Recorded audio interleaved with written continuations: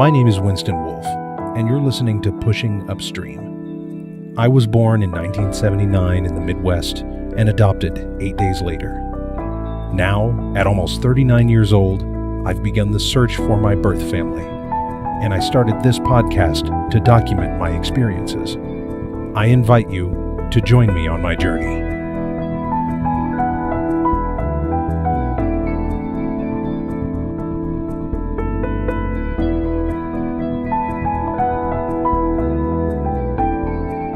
Today is June 22nd, 2018. This is episode 01. The day after I recorded the pilot episode, number 00, there was an article that was posted by Kurt Erickson of the St. Louis Post-Dispatch. And, this could not have come at a more perfect timing, in my opinion. The name of the article is Long Wait for Adoptees Seeking Birth Records in Missouri. Essentially, whenever the law went into enactment on the 1st of January for those over the age of 18, people were warned that the wait period could be between 3 to 6 months. However, it looks like, considering the number of requests they received, which they didn't anticipate, apparently the wait time has actually been extended to nearly 9 months. Now, I personally have not been able to submit my form yet. I still plan to, but it looks like I'm going to need to plan for a wait period of probably up to about a year. Needless to say, this is a little disappointing. According to the article, it looks like 848 people have been provided with either a copy of their original birth certificate or notified that the agency did not have a record on file for them. This is something I'm kind of worried about. Not necessarily that they won't have a record, that would be disappointing in and of itself, but also to find out that information may have been redacted. As I said in the previous episode, there is a form you can submit if you are a birth parent, if you decide you don't want that information divulged. And the way I understand that it works is if both parents fill that form out, the record is completely unavailable. If only one of them fills out that form, then essentially you would get a record that has that information marked out. But to be honest, even if I'm not able to get any sort of document, anything that shows any information about either one of my birth parents, no matter what the outcome is going to be, I plan on submitting it anyway, and basically planning for probably up to about a year to get anything back, as I said. In the meantime, however, there are plenty of other things I can be doing. I can be searching online. I can also submit my DNA, for example, through Ancestry.com or through 23andme.com. Since I released the pilot episode about 4 days ago, I have joined all kinds of Facebook groups for people who are essentially quote-unquote adopted and searching. I know that's actually the name of one of them. There's several different groups like this too. And I'm seeing stories pop up by the hour from people who are getting results back, people who have had results and have tried contacting the people that it says that they're connected to, both positive and negative. I'm seeing things where it almost seemed as if the birth families were simply waiting to be found and accepted their long-lost child, now an adult, with open arms. This is kind of what I'm hoping for, maybe. Meanwhile, other people are finding it very difficult to contact their birth family, some of whom are saying things like, we've come to terms with what we've done and moved on, and we don't really want to talk. This is heartbreaking to me. People who are on this journey of self-discovery and to find out where they came from and to see what kind of people they came from and are being rejected. I've even seen cases where people are contacting half-siblings they never knew they even had and are very easily able to talk to some of them, but whenever they try to talk to the actual birth parent, are being rejected. Now, the thing with Ancestry.com, just to kind of talk about that for a minute, this is something I'm actually kind of excited about, because even if I don't find anybody, I can still get some information about my genetic health background, which is very important to me and important to me for my son. But essentially, for about $100 from Ancestry, you can order a DNA kit. And, it just comes with, to my knowledge, when you receive the kit, it comes with a kind of tube, and you fill it up with some saliva, and that's it. You just send it off and wait for about a month, 2 months, something like that, for your results. Same thing with 23andme.com. And both of these services offer family genetic testing, which basically it'll show you who genetically that you're linked to, if the people that it says you're linked to have decided to make it public and make themselves able to be contacted. With 23andme.com, however, not only do you get that, and not only, like Ancestry, do you get the ethnic background test, which, by the way, I understand should kind of be taken with a grain of salt because it's not perfect. But they also offer a service for $199, which provides that information, but also gives you your genetic health background. And like I said, this is important to me, for me and my son, because, I know nothing about my genetic background, obviously, and my son only has half of the information that he needs, which is on his mother's side, of course. Now, granted, I've not really ever been terribly sick, aside from just the normal sicknesses people get on and off. But, for example, I've never had to go spend the night in hospital. I've never had a surgery. I've never broken a bone. I don't even wear glasses. But who's to say that somewhere down on my birth father's side, they don't have a history of early 40s heart attacks or anything like that? I need to know what it is I'm up against. And of course, aside from being able to get those services, those two places, Ancestry and 23andme.com, they also offer you the ability to download essentially the raw data on your DNA. And then once you've got that, you can upload it to other databases that people upload that information to. For example, myheritage.com, gedmatch.com, ftDNA, which is also Family Tree DNA, and Promethease. I understand that Promethease actually has a huge breakdown that they can give you on a lot of information about your DNA. I'm interested in submitting to all of these. You got to set those trot lines. Another really useful resource I thought I found actually was on a website called adoptiondatabase.quickbase.com. And I actually found that one by simply Googling adoption database for Missouri. That's really it. And there's all kinds of listings. And when you go in there, again, it's going to be one of those things where it completely relies on the people you're looking for having gone there and paid to make an entry. I think it's like $10, and you can make an entry saying, for example, I'm a birth mother and I'm looking for an adoptee who was born on this date in this county, in this city, in this state, on this, and you can tell it the hospital, you can tell it the adoption agency that was involved. And on that particular website, I found an entry that was very, very similar to mine. So much so that I thought, you know what, even though there's this one piece of information of all of the available information on this entry that's incorrect, I'm still going to go ahead and take a look. I'm going to go ahead and see what I can find out. And I'm going to talk about that, but not on this episode. But to sum up, essentially, everything on that entry that I found was on par with what I expected to find, except the birth date was wrong. Now, I almost didn't even look at this entry, but then after reading article after article after article on advice for people who are on this journey and on this search, in particular, the one thing they said was, even if some information is incorrect, if your gut tells you that it's worth looking into, don't pass it up. Look into it. So I did. And again, I'm going to save that for a different episode because that was an interesting experience. It was the first contact I made.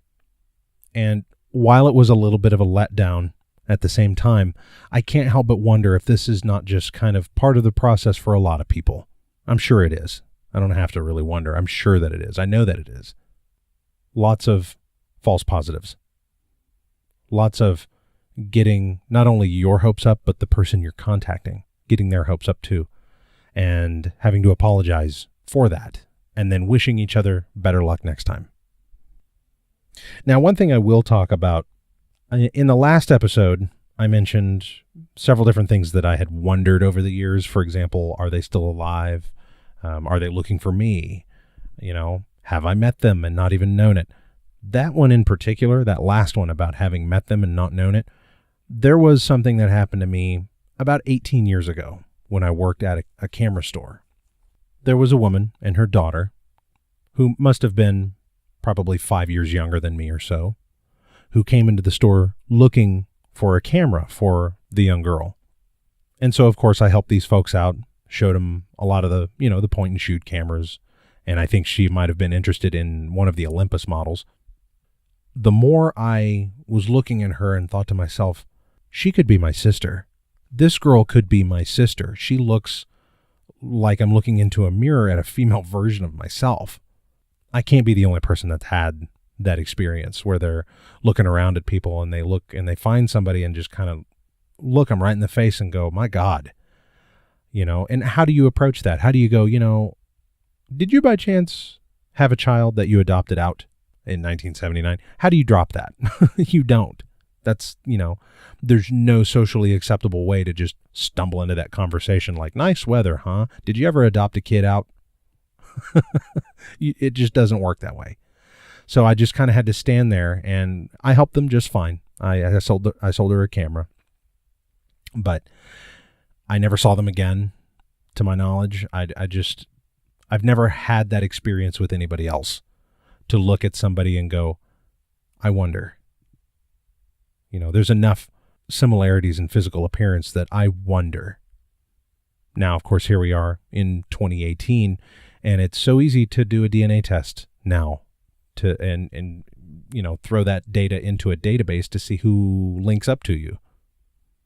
How much would that have cost 18 years ago? I don't even know. Probably pretty expensive. I don't even think the technology was nearly up to par then as it is now, just as with, of course, any other technology. So we really do live in the future, so to speak. So, yeah, that was a unique experience that I wasn't sure how to describe. I wasn't sure how to share over the years. It's just been one of those things, but it is what it is. This afternoon, on one of the Facebook groups that I'm a part of for adoptees who are searching or family members looking for other family members, there was someone on here who wrote, as if they were speaking to their birth child, a post on their 40th birthday. Now, I won't read the whole thing, but I do want to read a couple of highlights, and I think you'll like where this ended. She said, "You are 40 today. I don't want to interrupt your life.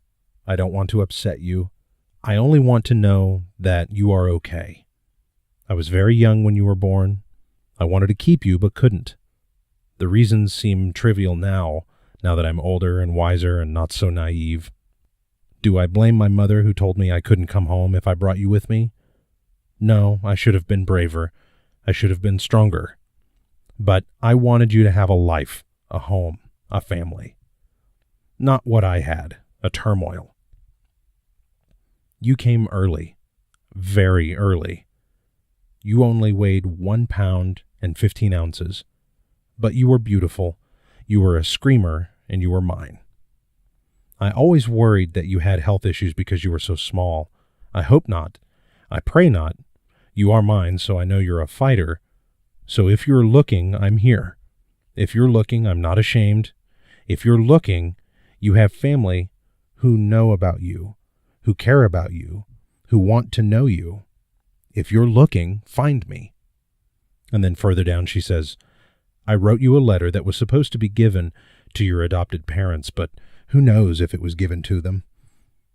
I've never kept you a secret, and anyone who knows me knows about you.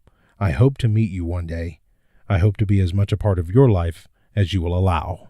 I love you." So I actually went ahead and responded to her because as somebody in her birth daughter's position, I think for somebody who sounds so distraught over it, and no blame there, that maybe she could use a little perspective from somebody in our position. I told her, I'm about 2.5 weeks away from being 39. Both of my wonderful adopted parents have passed away recently. Dad 4 years ago and Mom just this past September. I remember thinking years ago that I would feel guilty for searching for my birth parents because I didn't want my adopted ones to believe that I was doing it to replace them or because they weren't good enough. But I remember one of the last things my mom said to me before she passed away, and keep in mind she had kidney failure and faded into a coma before passing a few days later, was that she was sorry that she didn't know more about who my birth parents were, or who my birth mother in particular was. But I somehow feel that it's more respectful to them that I waited to embark on this search for my birth parents until now. At one point, I'd made peace with not knowing, but now that I've got a little boy of my own, I feel like I need to do it. I have a non-identifying letter that was given over to my adopted parents with me at the time of the adoption, as well as a stack of children's books, a greeting card congratulating my parents on their new baby, and a ring that she wanted me to wear when I got older. Just because they are 40, I don't think you should convince yourself that they don't think about you, or that they're not maybe trying to find you. I just began my search 4 days ago, and I've got some tasks ahead before I can even get a first wave of any useful information. If I can find her, I just hope that my birth mother is as anxious to hear from me as you are of your daughter. So there it is. As I continue on my search, I'm learning a lot about other people. And I'm also finding that my story is pretty cut and dry compared to a lot of the ones I'm seeing. For example, I'm finding a lot of people who aren't adopted but are doing DNA tests for trying to do family trees or find out about their ethnic backgrounds a little bit deeper and in more detail. And in the process, they're uncovering some pretty ugly family secrets. I can think of one instance where a brother and a sister both did a DNA test. And when the test came back, the brother only had half of the people connected to him as the sister did to her, but also had an entire list of people that they'd never heard of before. So essentially, for lack of a better way to put it, it seems as though the mother in this situation may have been a little unfaithful. This is a huge secret that can just be blown wide open in a family, and that, I have to admit, I'm grateful that that's not something I'm worried about. I'm not connected to anybody, so everyone I find is going to be a surprise. My hope is that I'm not the secret. On the other hand, I need to go by what I originally said, which was, no matter what the outcome, I want to do this. I can be tactful about it, respectful. I get it, and whenever I talk about my letter, and I'll read it, like I've said before, I'll save that for another episode as well, I think you'll find, like I did, that it seems that my birth parents were probably pretty young. They weren't ready. I get it. Adoption is a fantastic option. It beats the alternative. If you're not going to keep a kid, it beats the alternative. And like I said in the last episode, I'm grateful for the life I've had. I don't know what it would have been had I not been adopted, so I'm not going to speculate, but I certainly have no complaints about the upbringing I got. But as I said, I think that'll probably do it for this episode, and I'll go ahead and kind of leave things where they are right now. In the next episode, I think I'd like to discuss the experience of making that first contact, doing the research, and ultimately how I came to the conclusion before even making that contact that I was probably not on the right trail. In the meantime, thank you again to all my listeners. I enjoy recording these episodes and releasing them, and your feedback, of course, is important to me. In fact, I've created a new email address for you to send questions to if you want. That email address is pushingupstreampodcast@gmail.com. For those of you listeners out there who are on your own journeys, don't give up. Never stop searching. no matter how discouraged you get, because ultimately you don't know if the people you're looking for are waiting to be found. But for now, that's it for this episode. I hope you'll join me in the next episode, and of course, thanks again for listening. We'll see you next time.